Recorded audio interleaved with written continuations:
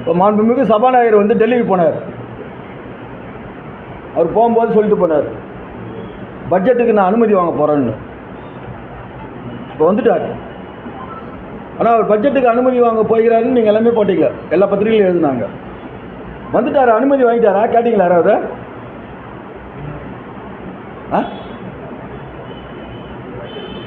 தெரில எங்களுக்கு. இது சபாநாயகருடைய வேலையானு கூட எங்களுக்கு தெரில. ஒரு பட்ஜெட்டுக்கு அனுமதி வாங்குவது என்பது மாண்புமிகு சபாநாயகருடைய வேலையா? அவங்க டெல்லிக்கு போகும்போது சொல்லிட்டே போகிறாங்க, புதுச்சேரி மாநிலத்துக்கு நான் அதிக நிதி வாங்க போகிறேன், பட்ஜெட்டுக்கு அனுமதி வாங்க போகிறேன்.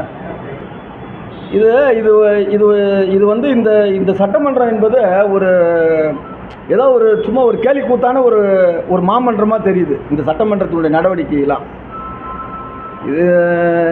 இது வந்து சம்மந்தப்பட்டவங்க புரிஞ்சுக்கணும். இதுக்கு மேலே நான் எதுவும் சொல்ல வரல.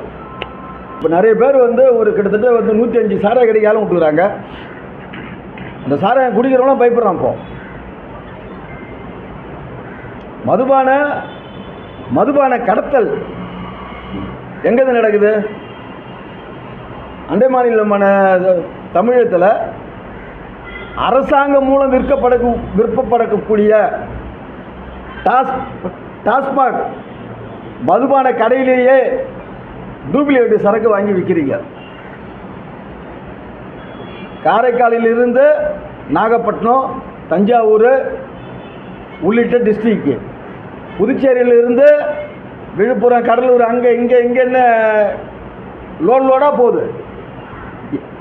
அங்கே சீலோட, எங்கே சீலோட டாஸ்மாக் சீலு, டாஸ்மாக் பாட்டிலு. இதை எப்படி இவ்வளோ செக் போஸ்ட் வச்சுருக்கீங்களே தமிழ்நாட்டில்? ஏன் இதெல்லாம் பிடிக்க மாட்டேன்றீங்க?